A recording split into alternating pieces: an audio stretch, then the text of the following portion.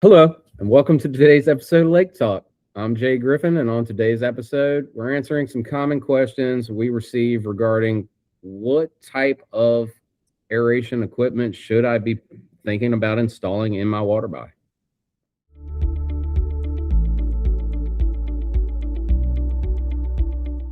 In my opinion, anyone with a water body that has at least 2 foot of depth or more needs some sort of supplemental aeration in their water body, whether it's a tenth of an acre pond that is tiny in someone's backyard, or if it's a 20-acre lake in the center of a giant community. Ponds that have supplemental aeration have higher dissolved oxygen levels, and the entire ecosystem is better because of it. I mean, absolutely, it does. The pond shape, size, and depth makes a difference. Your business development consultant can kind of go over those things with you and your various options based on how deep or how large it is.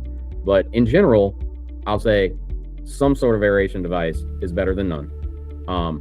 But certainly deeper ponds, if destratification is a goal and making a larger area where fish can inhabit, then a compressor diffuser system is probably the way to go if you've got that 12-foot deep or deeper depth in your water body. If it's shallower, then I would say a surface aerator or a floating fountain is your best option. And we certainly have clients out there that have both, and that's the best of both worlds. They're destratifying their deeper areas, but they still have a floating fountain or a surface aerator in times of trouble that will certainly help those fish out in those hard times in the heat of summer. Also gives you the aesthetic benefits of having something to draw your eye to the focal point that is a water body.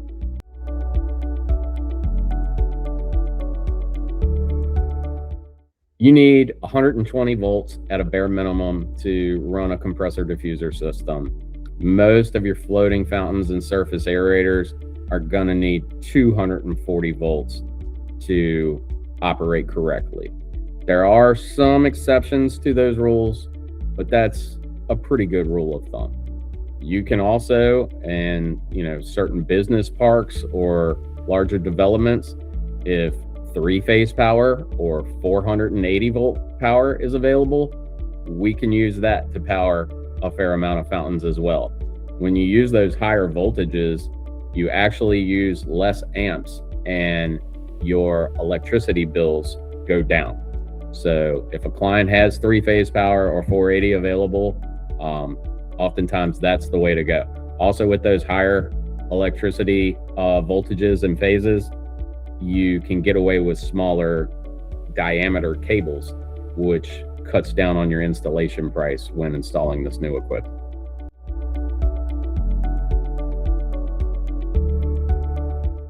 In certain remote locations, it is uneconomical to run power from an existing power supply down to a water body.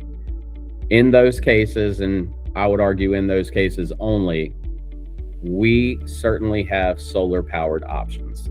5 to 10 years ago, I would say there's no good solar power options. That has changed recently in the industry. Various vendors have gotten better. Solar power is definitely a thing moving forward. The panels are better, the equipment's better. So there are certainly some solar powered floating fountains, as well as some solar power compressor diffuser scenarios. They are often more expensive than powered options up front, but the cost of running electricity 10,000 feet from an existing source would outweigh what the upfront cost on the solar powered equipment is. So those are the situations where there's just no way to get traditional power down to a water body. That's when you need to start thinking about solar. And at least from the center of the country north, when installing these, you're going to want a clear line of sight to the southern sky. The sun for the majority of the season is in the southern hemisphere for the northern half of the United States, and thus the solar panels need to be on a northern bank facing south so that they can get the most out of the sun. Also, with some of our solar powered vendors now, they come with battery backups for some of their equipment. So if it's a cloudy or rainy day, the batteries will kick in.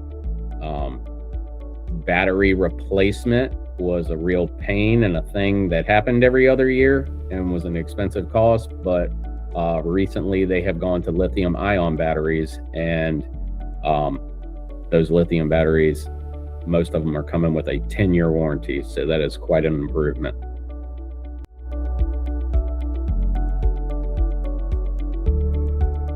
With any type of aeration or fountain system, it is best for the ecosystem to run them as much as you can. It is a direct gradient. The longer these things run, the more oxygen they are introducing into your water body. So if a client can afford to run them 24/7, then they should run them 24/7. Oftentimes, if a client does not want to run their fountain or their aerator 24 hours a day, they typically like to see them running, and thus they run it in the daytime and have them cut off at night. For the health of your water body, however, it is more important that these run at night than it is for them running during the day. In a system that's troubled, let's give a fish kill as an example. Most fish kills happen in the last hour of the night or the first hour of the day. The reason being is because whether there's plants or algae in your pond during the day, those plants are photosynthesizing and they're producing oxygen in your pond. But at night, they are respiring and they're not producing oxygen. The fish, however, that live there are breathing night and day. So no oxygen production at night.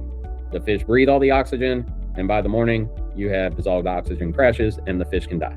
Most of your fish kills, again, happen in that right at dawn is when you see them the most. Kind of converse to what clients that want to run their units for, say, only 12 hours a day, they will want to see it working when they're up. So something to keep in mind there is that it's kind of the inverse of what you might think. That wraps up today's episode of Lake Talk. Thank you for taking the time to watch. We hope this episode gave you a better understanding of the factors that go into choosing the right aeration system for your pond or lake. If you have questions about your water body, or you'd like help with determining which aeration solution is the best to fit your needs, we'd be happy to help. Contact SOLitude Lake Management to schedule a free consultation, and our experts will help you determine the solution that's right for your goals. Thanks again for watching. I'm Jay Griffin, and we'll see you next time on Lake Talk.